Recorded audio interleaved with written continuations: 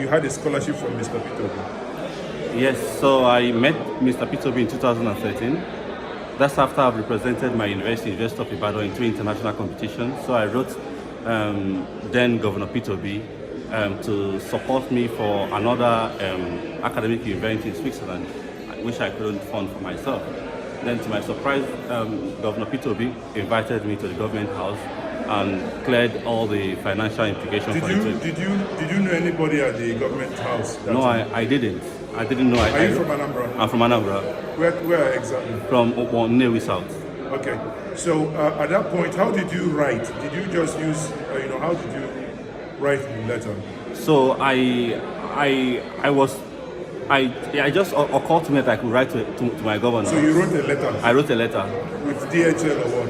I wrote a letter and I gave it. There was a professor that I know that was going to meet Pitobi. So the professor had a meeting with Pitobi. So I asked the professor if it's possible for him to hand over this letter to Pitobi. So the professor handed it over to Pitobi, okay. And Pitobi read it and called me.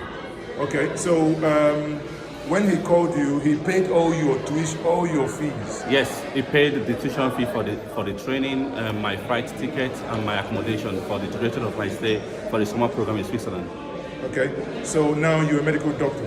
I'm a doctor. I studied. I'm not a medical doctor, a PhD.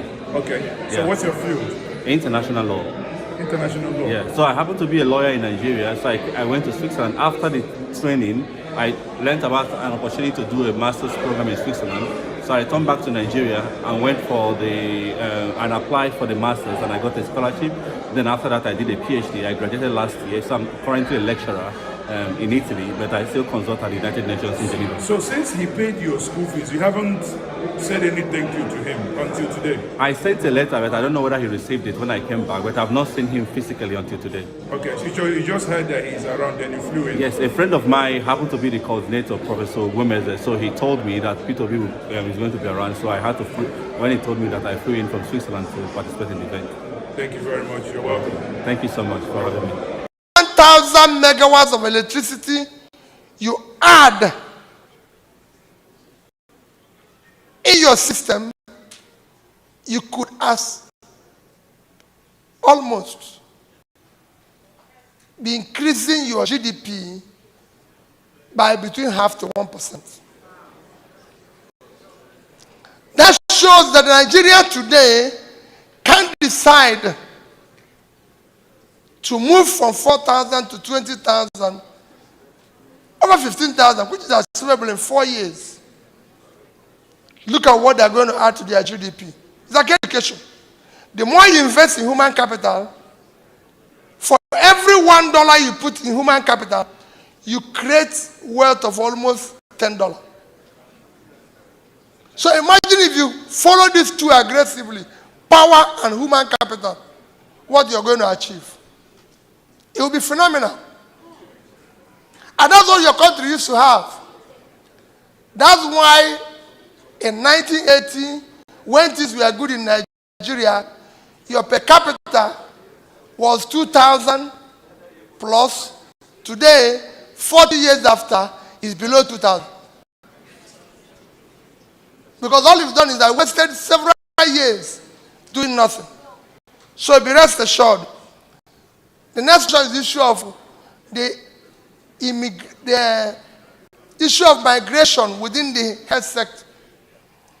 Let me tell you, again, I said these things can be reversed.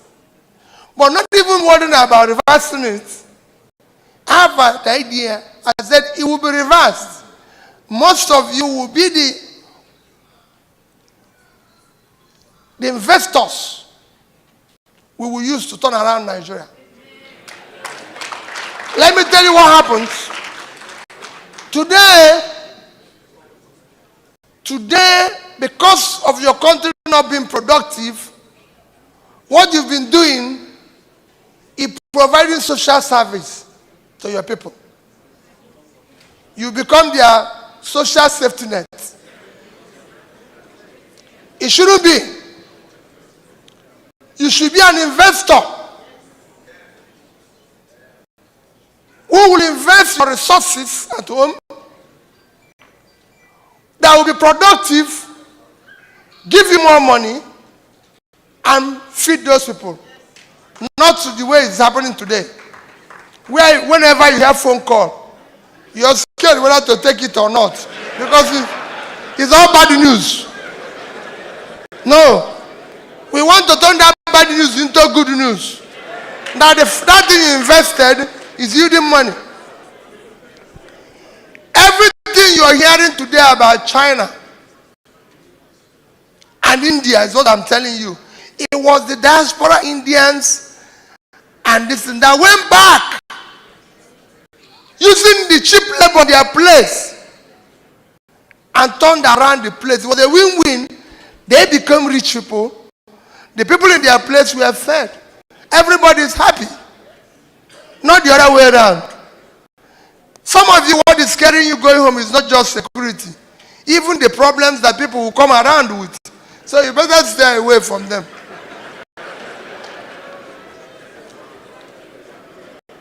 So it is important that on issue of migration, but the health workers, last year I made a very serious issue with government, and I said, by the year 2030, the world will be looking, there will be shortage of 10 to 20 million nurses and midwives globally. Nigeria as a country should invest in that. There's no reason why we should not prepare to export that to the world, because we have the population. Today, Philippines is making for diaspora funding over $50 billion. Even Egypt is getting more than us. Ours is going down because, like I said, all you do now is send money for people to eat, not to produce anything. It cannot continue like that. Your money must work for you, because you work here to earn the money. So that health workers, we will train more. Some will serve at home. Some will go outside, make more money. It's a win-win. Also strike. It's unfortunate. You might not know that the global intake, the average global intake for highest tertiary education is 38%. That's the global average. In the Western world, like your country, where you are today, is over 50%. Nigeria is 9%. Not even up to a quarter of the global intake, and on strike. Today, Nigeria is funding education in our neighboring countries like Ghana and everything.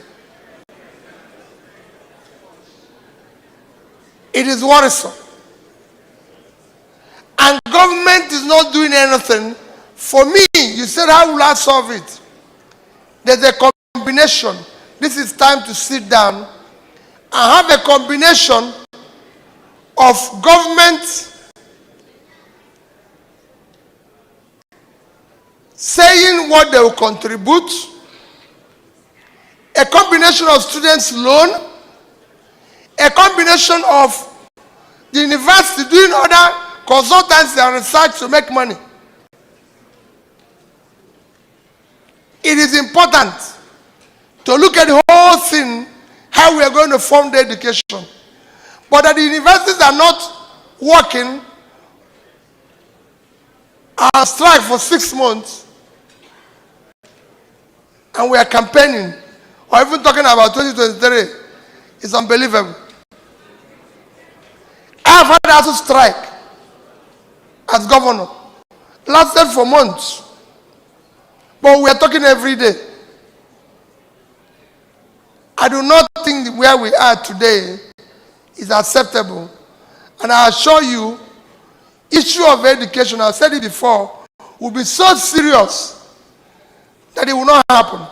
There's a combination of what we can do to ensure, of course, take it that basic education is free, and we will fund it. For higher education, we will fund with a combination of loan, consultancy, and government projecting what they will do. And we're not going to where also universities will not be the same thing. There's issues too we need to deal with. In Nigeria, every university is the same thing. It's not like that anywhere in the world. There's categories of universities. In Canada here, I don't think every university is the same. They don't pay every professor the same fee. That's why we must fund the university. They must be independent and be able to pursue their own the way they want. It is easy, it's done everywhere, and it can work in Nigeria.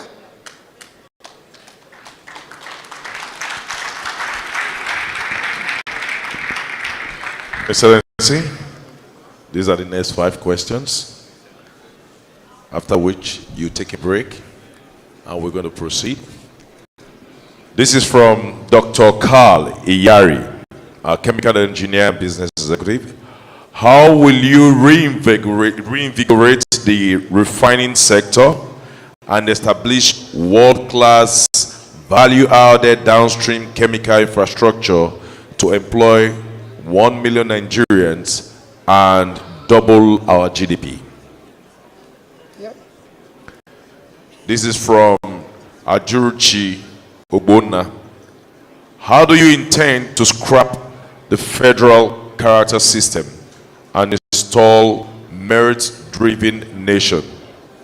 Use executive order, my suggestion. This is from Tunji Adelowo. What is your plan to restore the value of Naira? What is your plan to douse the agitation of the groups that want to break away? This is from Johnson.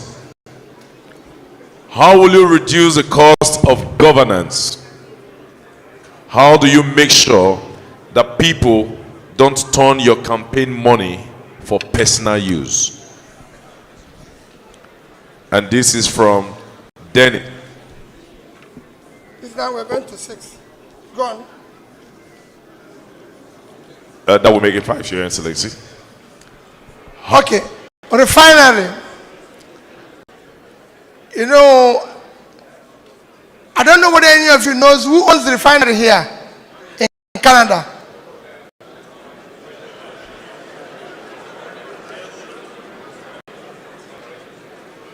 Is it government owned?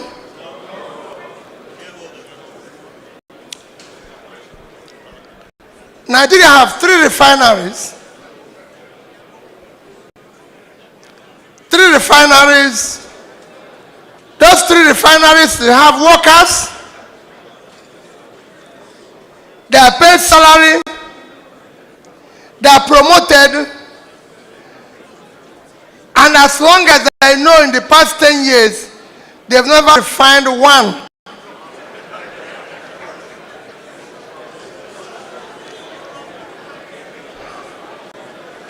And people are happy to be working in those companies. There's nothing in refinery. There's nothing in refinery. That is what I'm talking about, your money working. We have enough talent and enough people that can invest and refine crude in Nigeria. Use the crude God gave us that is in my backyard, refine it, make it work, reduce the money Nigeria is paying in subsidy, reduce everything that is happening there. But because it is a criminal gang up,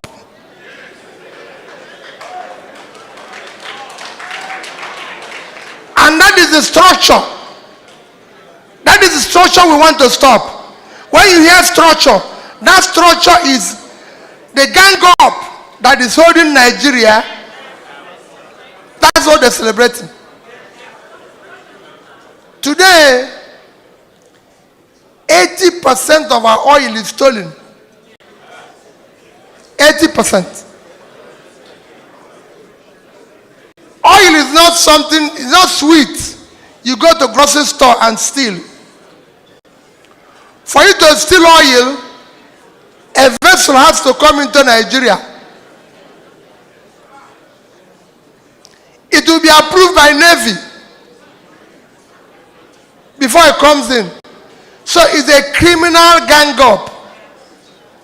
And that is what we need to stop. Let nobody make refinery look as if it's going to the moon. It's something that is doable here and can be done overnight.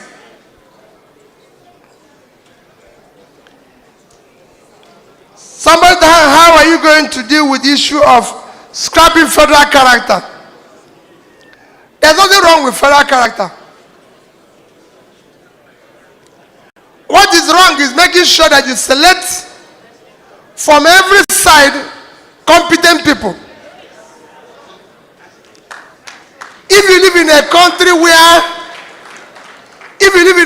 where people, let me tell you, in Nigeria, from my experience of being in government, people don't do what is expected.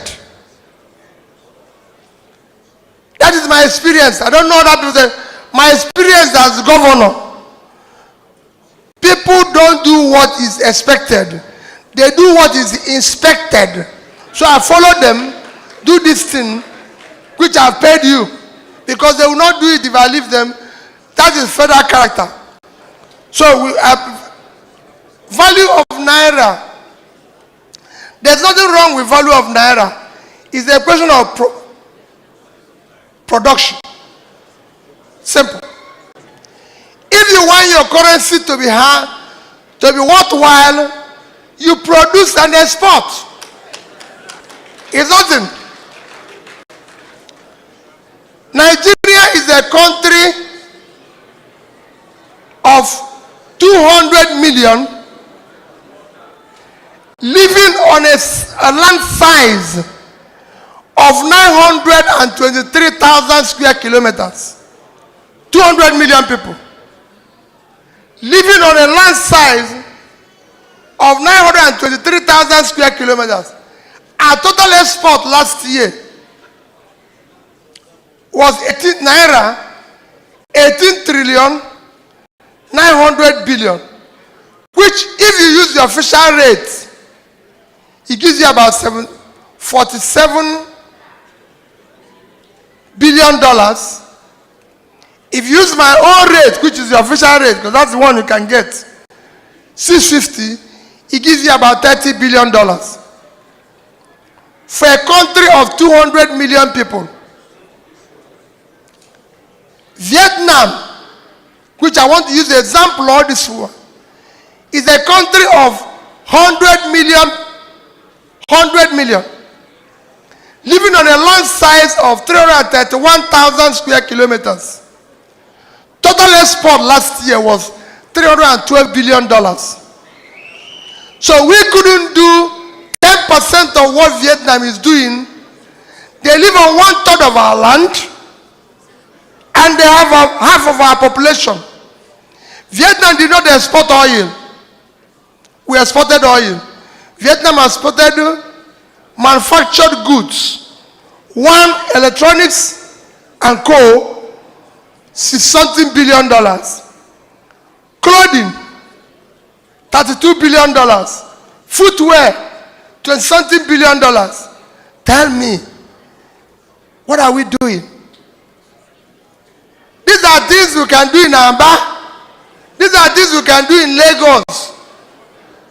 We have a vast land, all cultivated in the north.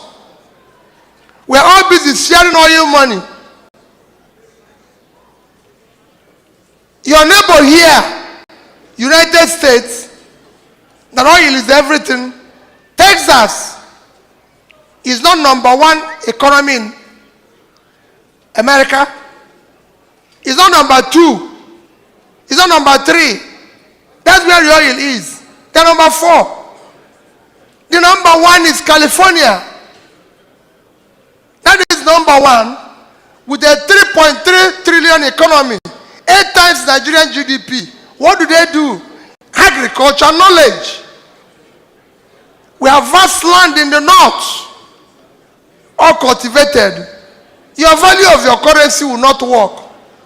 You need to cultivate something and export. And it is very easy. That's what will change the value. Productivity. The more you produce and everything. I went to a state, Taraba State, and they were complaining.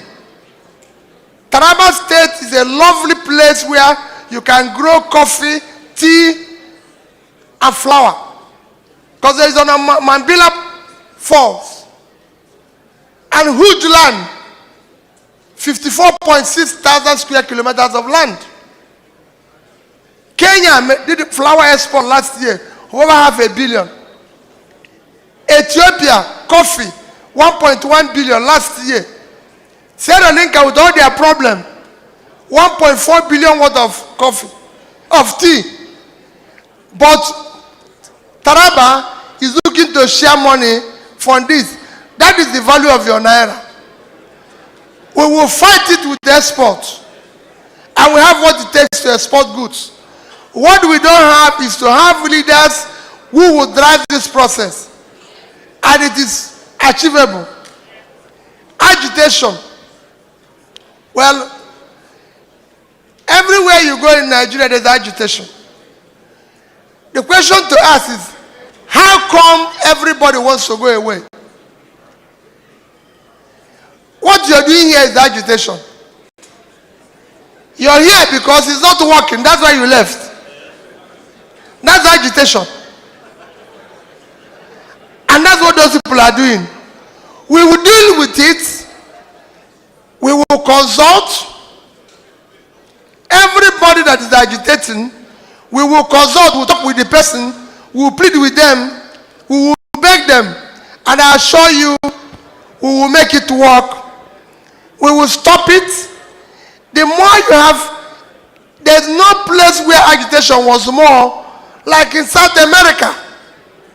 But the more they put people out of poverty, the more people have means of livelihood, they reduce the agitation. It's the same thing with criminality. Cost of governance. I've said it before. Cost of governance in Nigeria is unacceptable and can be reversed. I don't need to tell you, but you can go and ask my record as governor of Anambra State. But and you can put it that I said it this night in Canada. No elite in Anambra State while I was governor was happy with me. None of them. There might be 1% or 2%, but the rest were happy.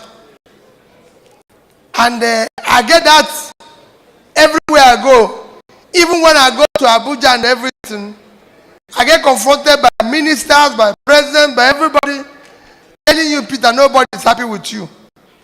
All throughout this night now, have I ever talked about happiness? None of you will be happy with me when I start. The only thing I can tell you is that we are going to fix the place, but I'm not promising happiness.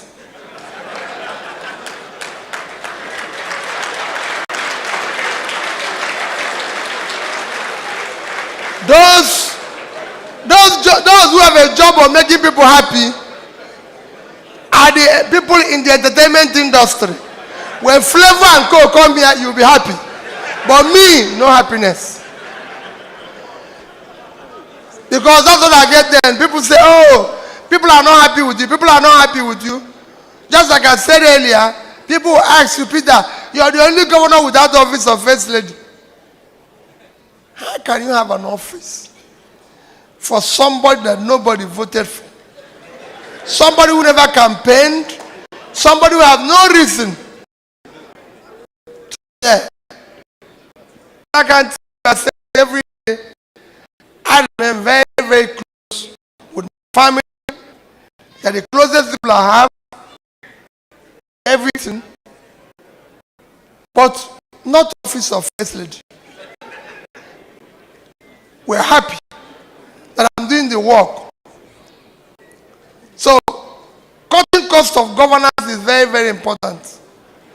There's no place where one person uses 20 or 30 vehicles. I saw it in my state.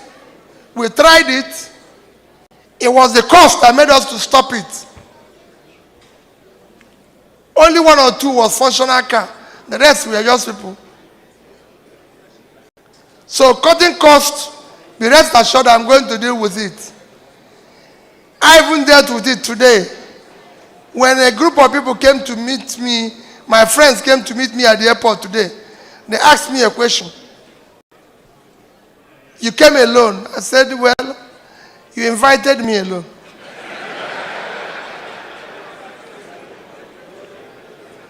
So if it's only me going to talk, what would the next person be doing? These are my brothers and sisters here. Why should I bring another one from there?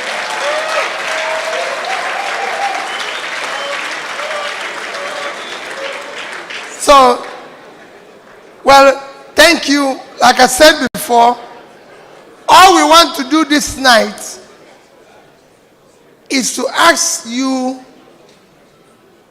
the sacrifice you're doing. Please, do not see this as that you've wasted your time. You're helping to build a better future for the society your children will live in. We can't bequeath them anarchy. It's bad already.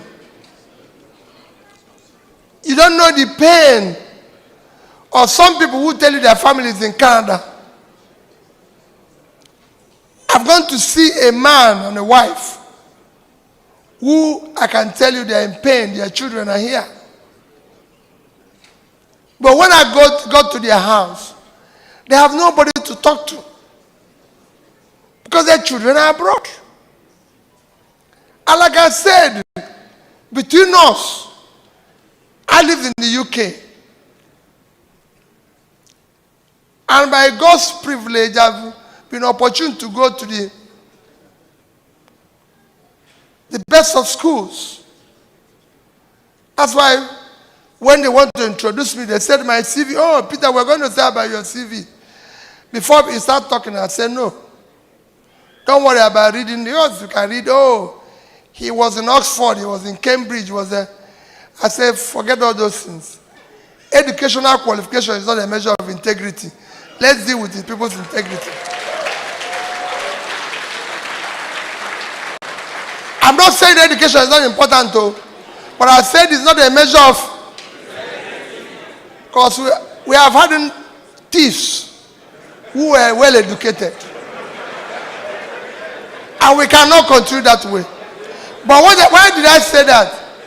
I too have my children living abroad.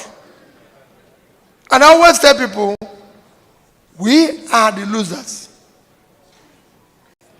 If we don't fix Nigeria, because those children will never come back. If they ever come back, go and check where you have a trained dog and a cookie. The mix-up is very dangerous. And that untrained one will always eat the worst. That's why I said, come. Let them come the way I'm speaking to you tonight. And stand here and speak to you. Let them listen to them.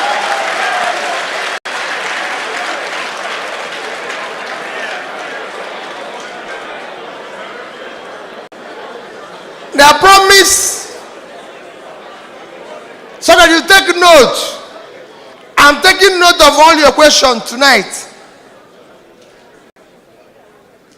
Let them come and answer questions. Let them come and tell you. Election 2023, you're waiting for the next 5. Gone. Ladies and gentlemen, Your Excellency will take a break. No, go on. We should go on.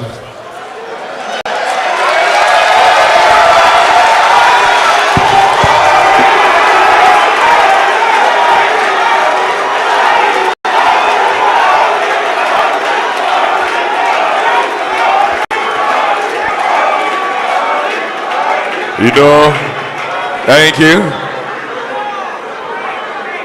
I know my colleagues have told me not to make some remarks, but I have to make a remark at this time. When you have a gallant, strong, energetic leader, you will have a gallant, strong, energetic country. Please, can we put our hands together for Mr. Obike? All right. No. All right. Our next question.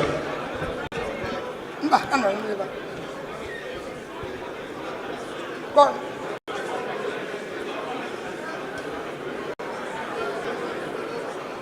Monitoring leadership. And please, I want to plead with all of us. Can this movement stop, please? Please, can we stop the movement? Monitoring leadership. As a good leader, how can you groom and mentor young generation to have the same political and economic leadership mindset like you? And this is from Nyere. Next one. This is from Jane Eke. What is the campaign strategy of Labour Party towards voters? I'm sorry, Your Excellency, I may not take that. From AK Ekwaobi, when made the president of Nigeria, will you restructure the security architecture of Nigeria?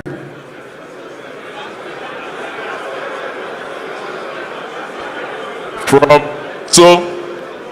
Riaku, about restructuring our 1999 constitution.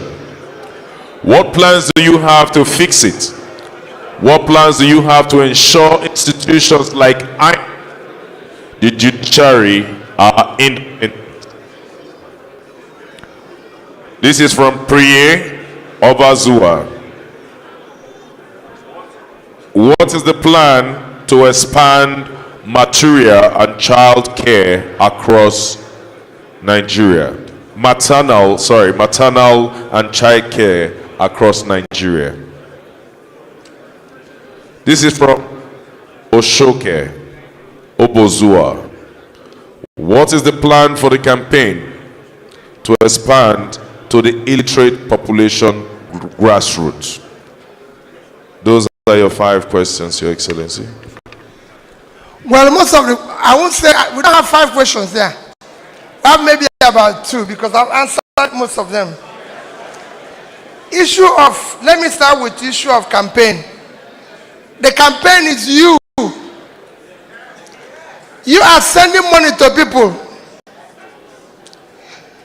Start with yourself by telling those people you are sending money to eat that they now have to feed themselves. And the way to feed themselves is to have the right leader so they can start being productive. Because you cannot continue to create a welfare society that is unproductive. Let nobody come to you and say, hey, in my own place, I do it today. I go to the village and a young man comes to me and say, hey, well, I won't give you anything because you're not doing anything. You're related to me, forget it. Nobody have given me money by relation. And I didn't make money by relation, and I won't give it to you because you're related to me. Because that's not what it's meant for. So you can help in the campaign by letting those you're supporting to know they have to do the right thing. On issue of maternal care and everything, is one of those places where we have a problem. Because people don't know what we are going through. Nigeria was supposed to, that is the thinking of the UN when they were looking at it, that Nigeria was going to overtake India in maternal problem by the year 2025. Today, we've overtaken India in 2021. 4 years ahead of schedule. India is 1.4 million, 1.4 billion, and we are 200 million. So we are 1/7 of India, yet our maternal death is sadder than that of India. Very sad. So dealing with those things are not anything. That's why I said we must focus on the proper development indices. We will deal with it aggressively. Issue of healthcare, education, and pulling people out of poverty. All those things will follow religiously. And I assure you, you will see it happen.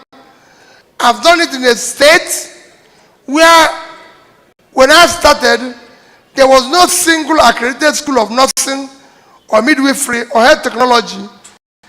And within 8 years, we built 10. And they are there. You can go and.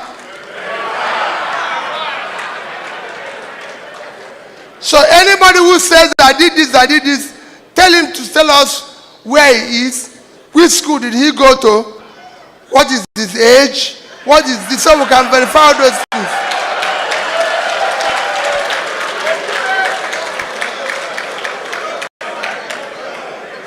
Issue of judiciary.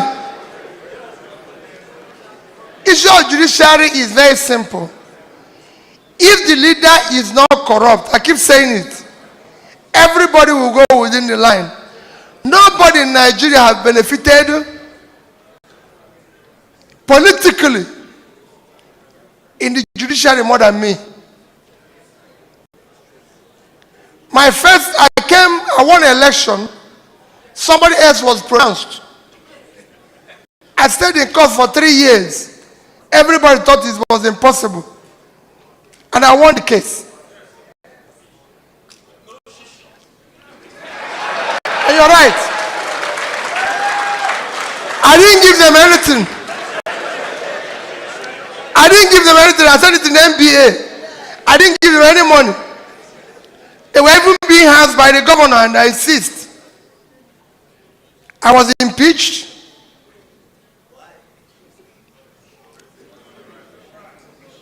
You asked why I was impeached. No, it's good to you ask the question. I was impeached for 3 reasons. When I became governor, the office of the governor was consuming about 30 to 35% of our budget. Education wasn't even getting 10%. So I decided it was wrong that the office of the governor would not get more than 5%. That was the reason of stopping even office of first lady and everything. We had 3 projects. The first project is that when I became governor, we had an issue with the office of the governor, his office. There was something that happened with my predecessor, and he was burnt. So was the lodge where the.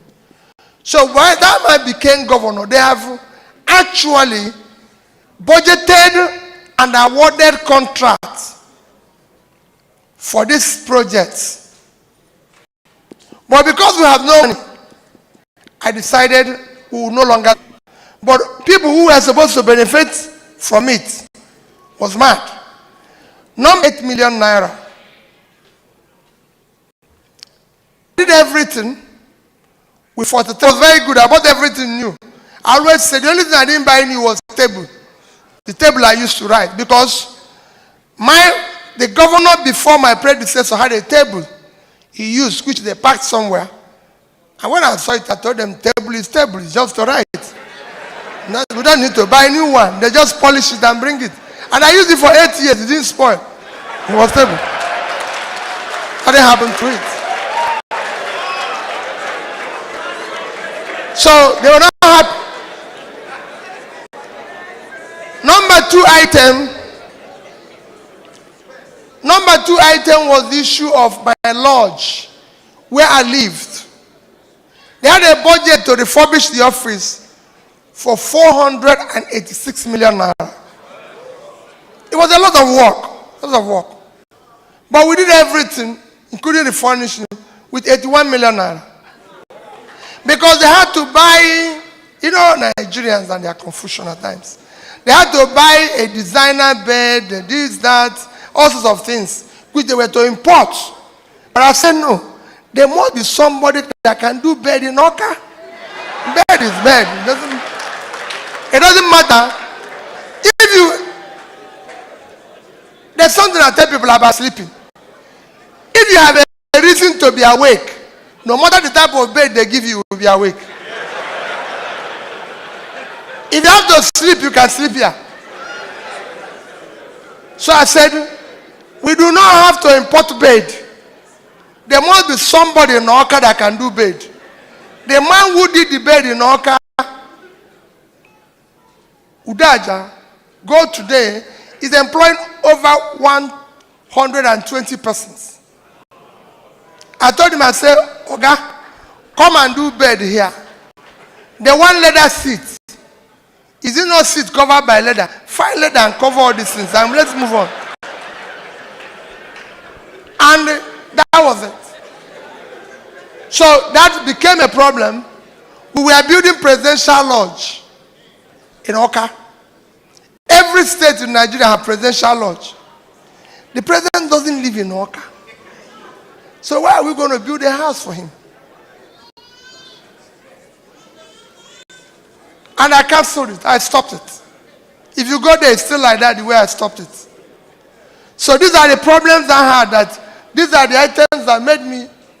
So we insisted.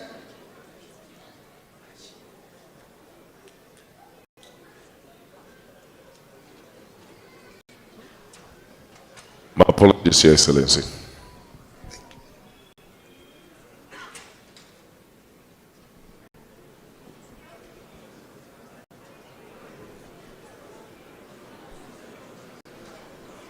Can we please, this is the oldest Nigerian known in the entire Canada. That's Pa Adeite. Please, can we just give him a round of applause? Pa Adeite is 102 years. He said he must come see His Excellency Peter Obi. He isn't feeling too strong, but he insisted that he must leave his house, even though he was advised not to. Thank you very much, Pa Adeite. Can we take him to his seat? Please take Pa Adeite's seat. Thank you for everything. Please, can we take our seats? Pa Adeite will take his seat now. You see every reason why this project must not fail. You could see the pain and the sacrifice of people like this. For him alone, it will be an abomination for anybody to fail the country.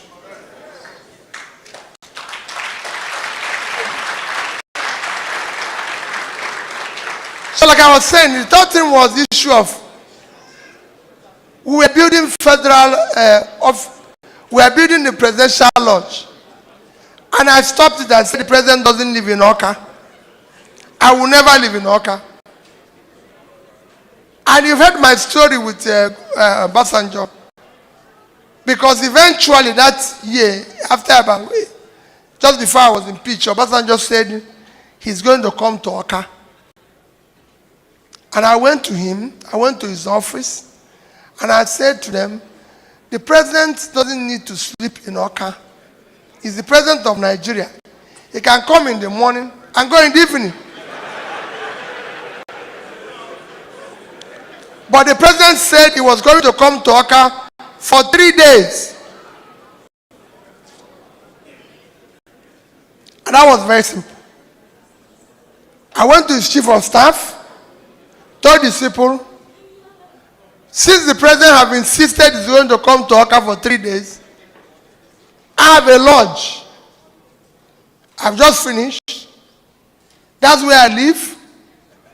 You come and inspect it. If it's good, I'll vacate the place for 1 month. When he goes, I'll come back. And they were very nice to me. They were very nice to me. They said yes. So they came and inspected it and said it's very okay. Of course, turned to my wife and said, sorry, you know, women, only my wife have property in the house. I don't have. I said, so you pack your thing because somebody is coming to stay here after we come back. That lodge was supposed to cost us about 600 to 700 million, and I'm sure by now it wouldn't have been completed. But it cost me 105,000 in hotel for the 5 days I stayed in that hotel. So I paid. That was another reason. The final one was I was saving. Under the Constitution of Nigeria, you're not allowed to save money. You will be shocked, yes. So I started saving. I said, we can't finish everything. We must save. So that was why I was impeached. But again, that impeachment was God sent. Because without that impeachment, I wouldn't have been governor of Anambra State for 8 years. Because that case, when the judges in the Supreme Court and everywhere saw it, after that case, when I went for tenor interpretation between me and Andy Uba, it was the fastest case ever decided. Because I believe there was, I was right. But you know, I didn't have to give anybody anything.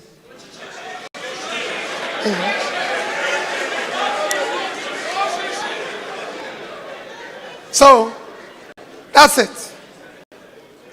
So, it is same thing where I was impeached. So, all that I'm talking about, issue of judiciary. Judiciary is not as bad as people think.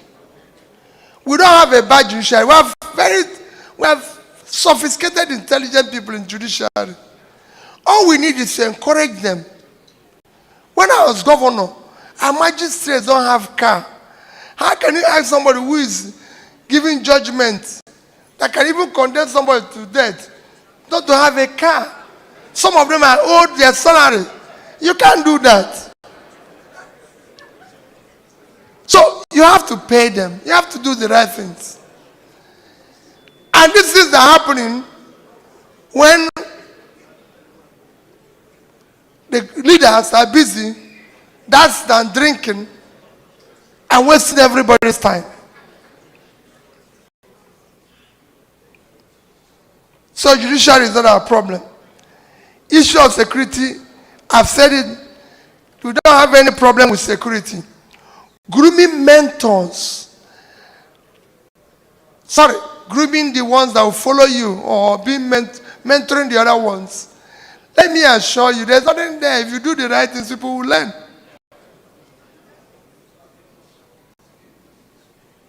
I'm only here speaking to you because I know you can contribute in this change. Otherwise, I won't come here. But I know that these people here can change Nigeria.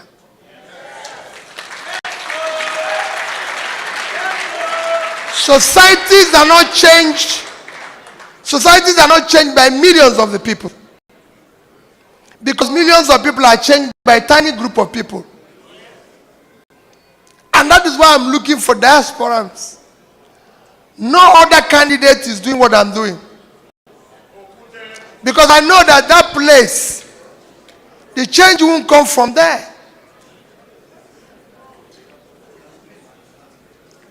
Change always comes from external. Because they can see the rot in and they fix it. So it is people here that I need to work with me to bring change. And they can hold somebody responsible. They can stop. When you are talking about good governance, cutting cost of governance, you are the people that can make it happen. Because you can tell anybody who is the leader in Nigeria, you're wrong. He's not paying your bill. You don't need to see me here. I'm not giving any of you money. So you can tell me anything you want to tell me. And that's what I'm encouraging our people to do. Rather than what I recall when I was governor, when I was this thing, I went to America. And our people were busy showing me where people bought houses. I said, you can't do that. With whose money are we going to use to buy that house? I don't live in Canada. I don't intend to leave. I made up my mind when I left the UK that I'm going to Nigeria to go and die. That's where I want to. I'm not talking about my children. I told them, make up your mind where you want to live. But we will go and change that place. And I'm committed to it. So for me, anybody who thinks, oh, there's a magic I can do and I'll come here and buy a house. No. Let Canadians, and those of you who live here, buy a house here. Because it's good that you live well here. Those of us from Nigeria, don't encourage them to come here. Once he's a government person, if he didn't buy it before he gets into government, don't allow him to buy it. If he comes there to buy it, call police.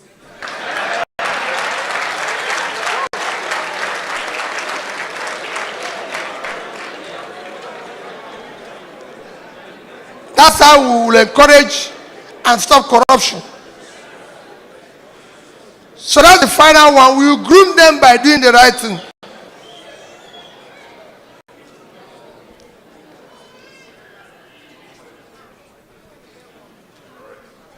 Your Excellency, thank you very much. We have more questions.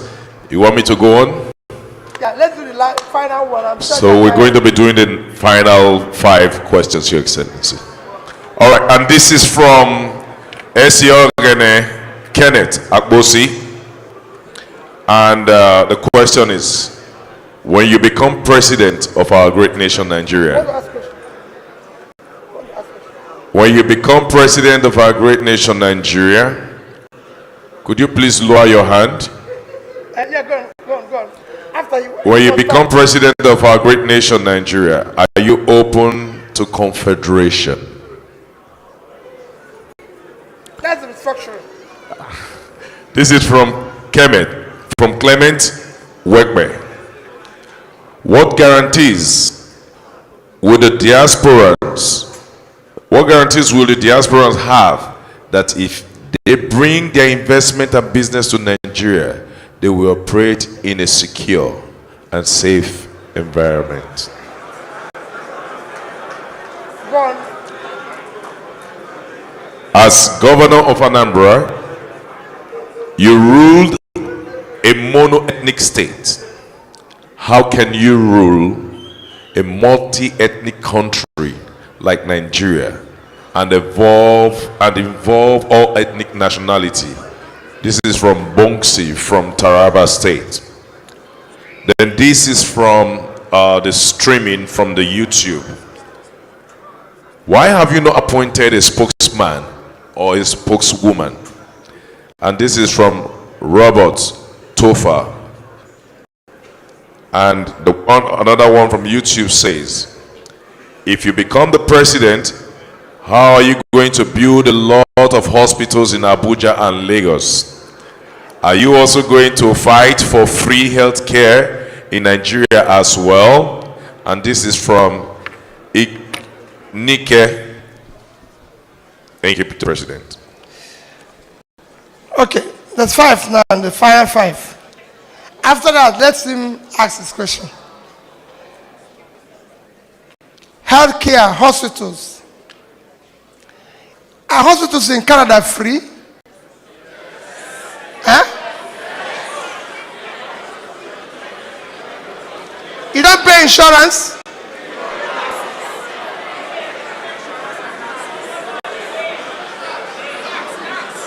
Thank you. One minute. Okay, let me help you. Health is important everywhere. We will fund health because health is wealth.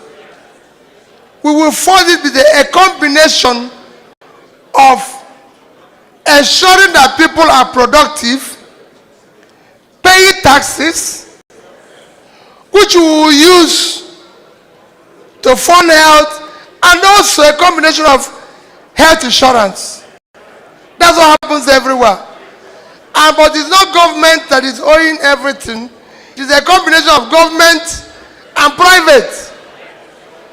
And that is where you come in. Let me give you an example. Showing you one that worked. I was in Atlanta and I read about a Nigerian doctor that is doing heart surgery. He's one of those best Nigerian doctors the doctors that are doing heart surgery while the heart is pumping or something like that. And when I read, I didn't know who the person was. But I read about him and I called him and I said, "Who are you?" He told me where he came from. He happened to have come from Anambra State. And I said, "Dr. John Willow, can I ask for a favor? If I go to your village and build a health center, can you come there and be doing surgery that you're doing in America?" He told me, "If you can build it, I'll do it for free. I'll be coming twice a year." And I asked him, "Can you do the design of the hospital?" And he did everything and told me it's going to cost about 250, 300 million naira then.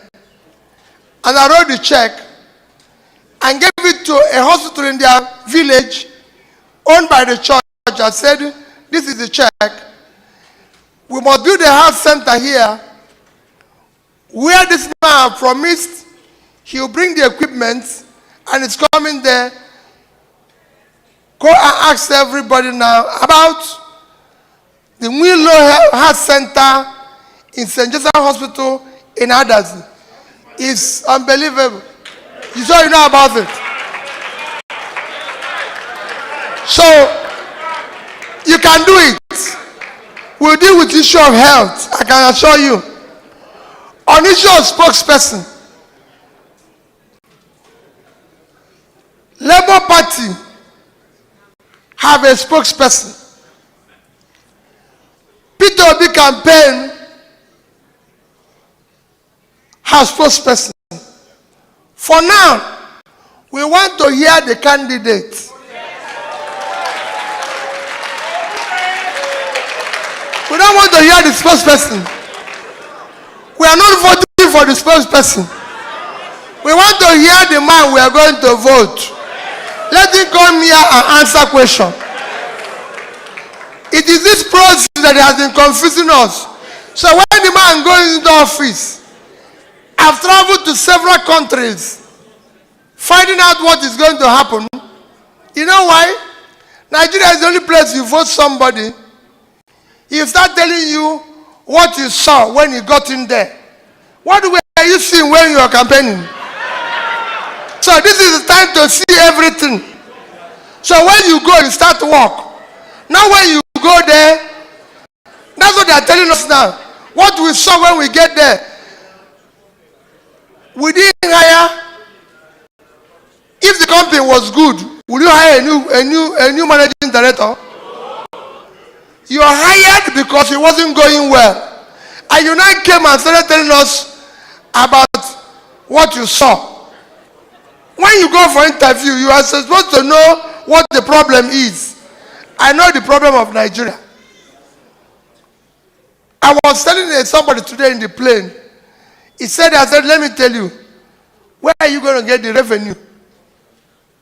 He said, Peter, when I told him what I said, first 3 months, first from January 1 to April 30th this year, the federal government of Nigeria revenue is 1,630 billion.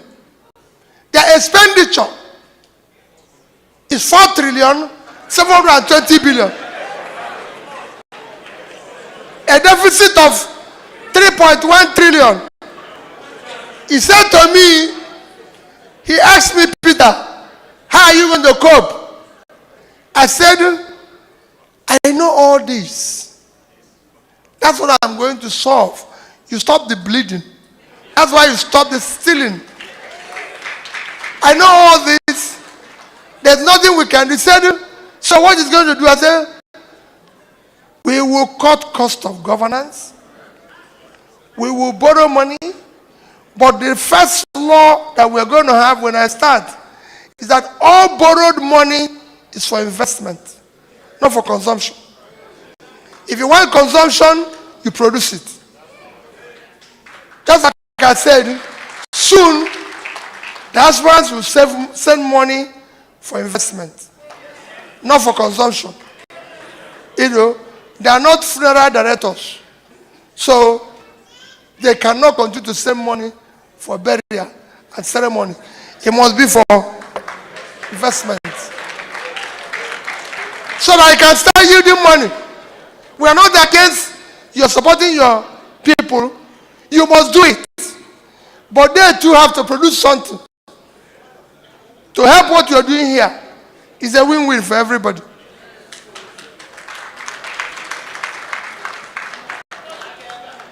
I think that's issue of multi-ethnic society. You live in Canada. Canada is the multi-ethnic. Why is it working? It's working because of good governance. And everybody knows that here, people's talent and hard work match up their opportunity. Once you create a level playing field, issue of multi-anything goes. Because if you work hard and you're too intelligent and everything, you make money. All those people we are calling in America, the problem in Nigeria is that you see somebody without a daytime job, no office, no nothing, living like a star. When those who are working hard cannot eat. That's what we want to reverse. We will change it. All these things will kill multi-ethnic society. We'll take his own as the last one, and we stop. Okay. Bring the gentleman up here. Bring him up here.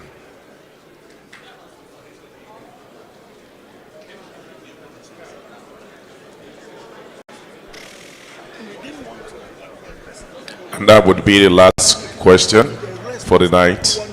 And we'll move to the next. Keep your question precise. Good evening, Mr. Obi. Mine is not a question, it's a request. I flew in, I don't live in Toronto just like you, I flew in because of this event.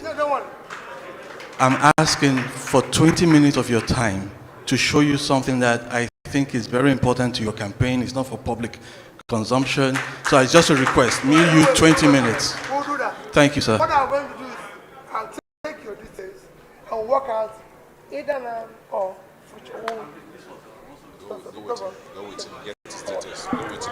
Hello? No, we have finished with session. Thank you. Okay, Thank you. let me once again. Sir, is that a question? That is a question. I submitted it.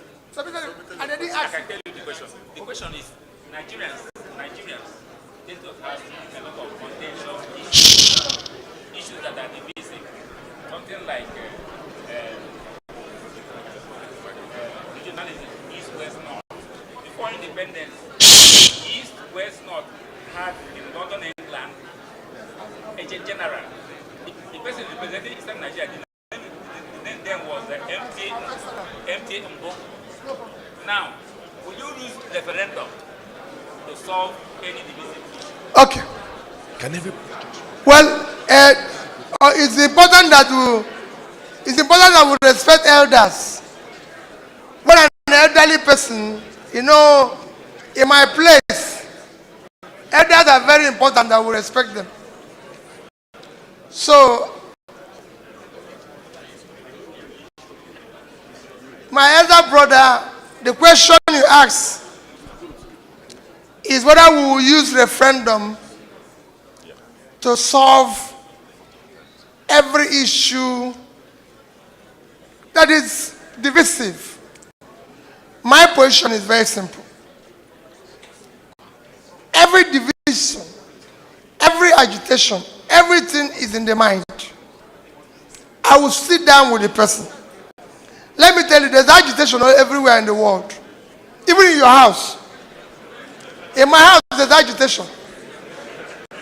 It's not always peaceful. I told people in Germany 2 days ago, I told them, I said, everything I'm seeing outside, I see it in my house.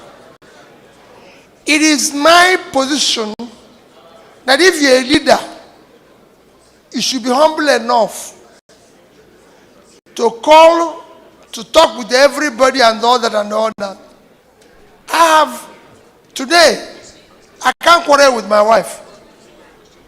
I tell them, anybody who says, I tell them, I will be the loser. She won't lose anything. No. They will say it's Peter who sent out his wife. They won't even believe that she won. Who won? So if he says, I say, I beg. Let's just remain one. Because I need it. Same thing with the leadership. Because everybody will want to ask questions. I have children, grown up, graduates, 30, 29, and I tell them, you see me here, you see me and your mom celebrate 10 years, 15 years, 20 years 30 years of happy married life. It's not true. We are celebrating surviving quarrels. So you should know. Okay? So you should know it's not part of it.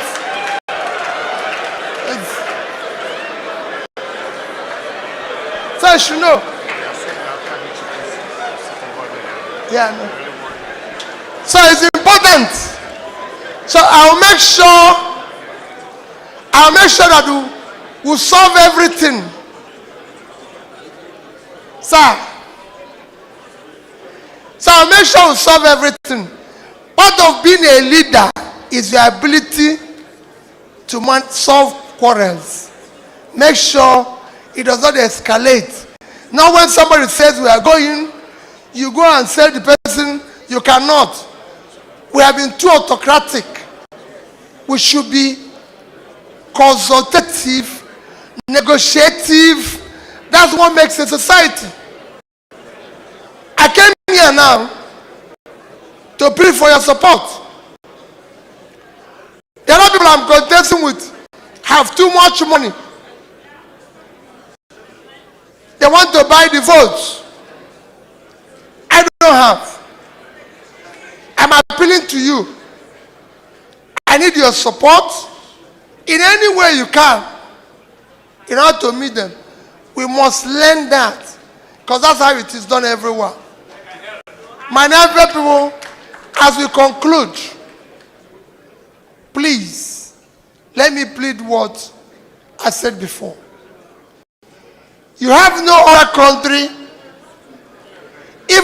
you're here as a citizen, even when you're here with your resident permit and everything, you have no other country you can identify yourself with, you can tell your children about, except Nigeria.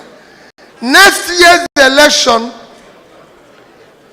do not vote for Peter Obi because he's an Igbo man or he's from the southeast. Don't vote for him because you go to the same church with him. Do not vote for him because it's his turn. Do not vote for him. Do not vote for him because of connection. So next year's election is not about your tribe. It's not about your tribe. It should not be about your religion. It should not be about entitlement. It should not be about connection or any other form of bias. Next year's election is about character, competence, capacity, and commitment to do the right thing. Thank you and God bless you. Thank you very much, Mr. President. Let us just remain standing. Nobody moves. Nobody moves.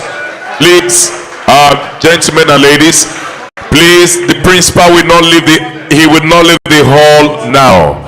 Everybody, please take a seat. I will plead with everybody on that side. Please clear the aisle and take a seat. We are expecting an ambulance.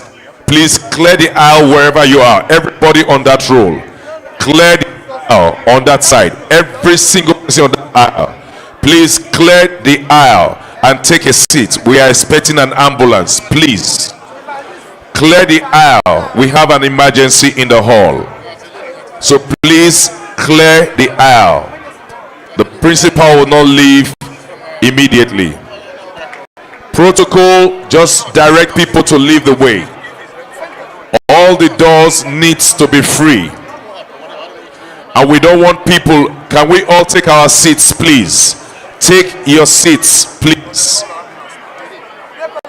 Please take your seats. Please take your seats. Take your seats, please.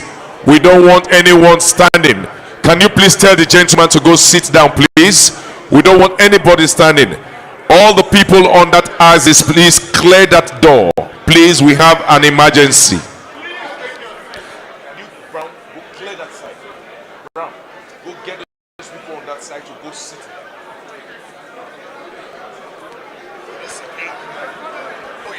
Please clear the aisle. We do not want anyone by the door.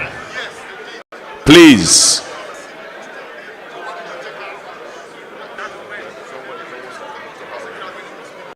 We do not want people walking around. Protocol, what are you doing? We do not want people walking around. Get people to take their seats. Please. We want that aisle completely cleared. We have an emergency and we know it's a serious one. So please, we do not want everybody moving around. Please.